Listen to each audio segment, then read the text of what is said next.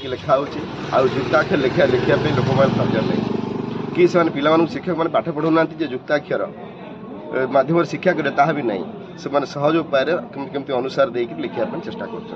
किंतु बर्तमान तो सरकार वार्ता अच्छे ओडिशा रे रुहतु ओडिया कहतु आज्ञा किंतु बर्तमान लोक ओडिशा रे रहउछन किंतु ओडिया कहूना नहीं भल पाऊन ओडिया कहवाई से भावुन ओडिया कहले आम सम्मान कमिज ओजन कमिज भावी कि ओडिया कह भल पाऊना जोड़े मुख्य उद्देश्य आम अनुष्ठान मुख्य उद्देश्य होगी प्रचार प्रसार माध्यम लोक ओडिया प्रति केमती आग्रही हे ओडिया भाषा कहे आमर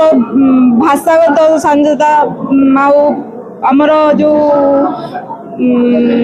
शालीनता भितर जो ड्रेस फास्ट कथा कहि शालीनता भितर ड्रेस पिंधिबा तापरे आमे भाषा संजोत करी जो अब अश्लील भाषा सोशल मीडिया सब चली ताको प्रथमे रोकिबा तापरे जाय कि हम सांस्कृतिक माने सांस्कृतिक ए सब ठीक हे परिबो। आज्ञा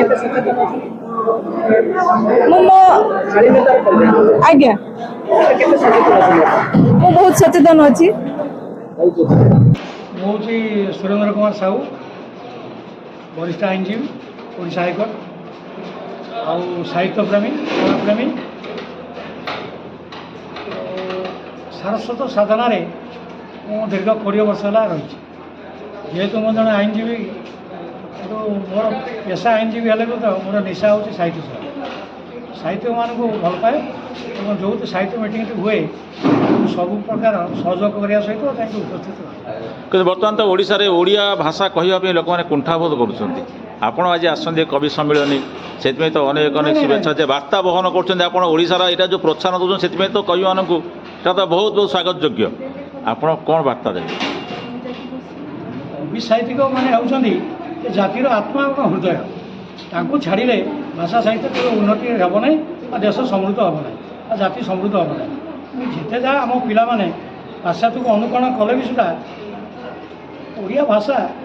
जो बापा माँ मैंने अच्छा शिखातु एवं आमर जो ट्रेडिशन रही से विषय किसी सचेतन करवा निहाती दरकार ना देश समृद्ध हम साहित्य आगू बढ़ और साहित्य मान उत्साहित। धन्यवाद।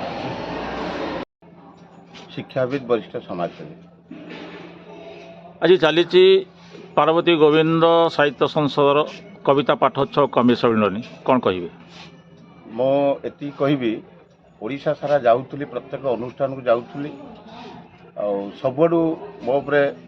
प्रश्न कले जे आपड़ एत अनुष्ठान जाऊँच निज गोटे अनुष्ठान तैयारी करूँ तेणु बापा आमर 2004 मसीह शेष निश्वास त्याग करते समाज भल समाजसेवी थे शेष समय कही मुझेतु कि बापा माने सबुठारु कनिष्ठ पुत्र मत कहले मोर अनुसरण करी समाज सेवा आगे चलू सब मुझे अनुसरण करी एई वर्ष प्रथम वार्षिकोत्सव एवं मिसेस नार प्रीति लग्नावली मैगाजिन गोटे लोकार्पण उत्सव एवं संवर्धना उत्सव बाईमुंडी साहित्य संसद आनुकूल्य पार्वती गोविंद साहित्य संसद कार्यक्रम आज कटक बाईमुंडी रे नलिनी मंडप ठारे पालन करा जाऊ ये जो पार्वती गोविंद नाटा आप कहीं देले बापांकर जेहेतु स्वप्न था मो आशा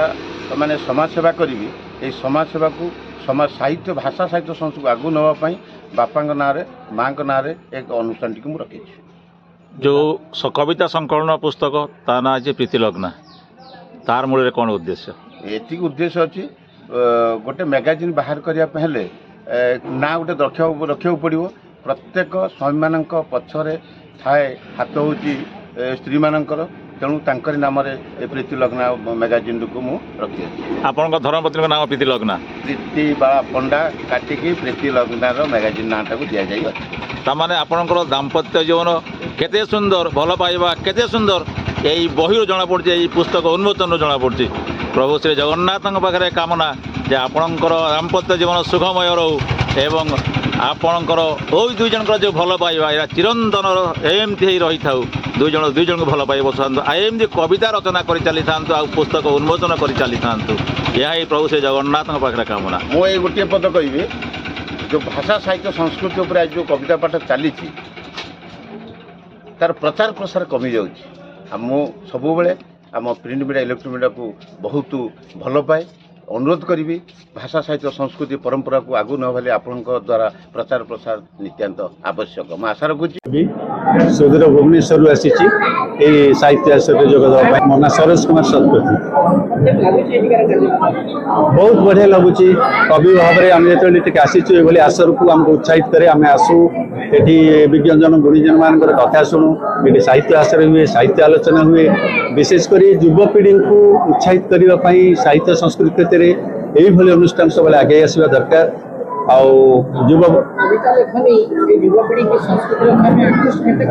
निश्चित भाव में मुझे जन व्यंग लेखक व्यंग मध्यम मु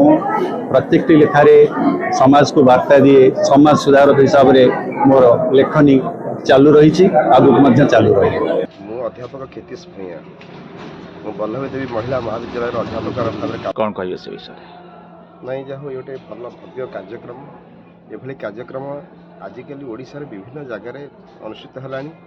जहाद्वारा प्रकृत में मनीष मान आजिकल समाज वार्ता से साहित्य प्रकाशित हुए एवं घरे घरे वार्ता पहुँचे जे आजिकल मनीष संस्कृति एवं संस्कृत दूरे गले ताकू पुनर्जागृत करने संस्कृति को मनुष्य संस्कृति को भल पाइब एवं संस्कृति को अनुसरण करी निज जीवन गढ़ ताहा साहित्य माध्यम प्रतिष्ठित हो पार यह लक्ष्य करी अनुष्ठान मान गढ़ी उठी आमर प्रतिभाधारी मानक डका जाऊँगी संबोधित करा सम्मानित करा तेणु कार्यक्रम स्वागत योग्य कार्यक्रम जिते प्रशंसा कले कम हो। सारा विश्व जिते भाषा अच्छे सबुठ जटिल भाषा हूँ ओडिया भाषा युक्ताक्षर युक्त ये भाया भाषा कौटी भी नहीं किंतु आस्ते आस्ते ये जो ओडिया भाषा आस्ते आस्ते लुप्त होगा जाऊँगी बर्तमान विदेशी भाषा पशि आसूची ता विषय आपंकर कौन मत कौन वार्ता देवे आप जहाँ कहते पूरा ठीक कहते ताहा हूँ आम निज आम मान मानसिकता दृष्टि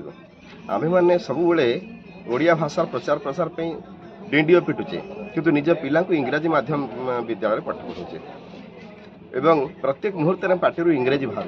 ओडिया बाहर गोटे आप दीधाड़ी कहले ओडिया शब्द न बाहर ता बदल इंग्रेजी शब्द बाहर ताल कौन ओडिया प्रसार राज्य सरकार बर्तमान जो क्रीड़ा एवं युवा सेवा आनुकूल्य विभिन्न कार्यक्रम करा विद्यालय मानक महाविद्यालय मानक विभिन्न पंचायत मानक तार मूल उद्देश्य हूँ साहित्यर प्रचार और प्रसार जदि ताकू मूल गुरुत्व न देकरी तार महत्व को न बुझिक आम मैंने सब इंग्रेजी भाषा को व्यवहार करवा ठीक नुहे आउ तो से छबिल वर्णबोध नहीं से जो छबिल वर्णबोध आम पढ़ुते तो पढ़ा जाऊन बेसी गुरुत्व भी नहीं आज्ञा जहाँ कहले ठीक कहले छबिल वर्णबोध तो अच्छी ना कि अच्छी एवं ताकू गुरुत्व दि जाऊनी आजिकल छंद विभिन्न विभिन्न प्रकार देखुना वर्णमाला आम मैंने दिनलिपि लाइव को एबे ही लाइक शेयर सब्सक्राइब करंतु।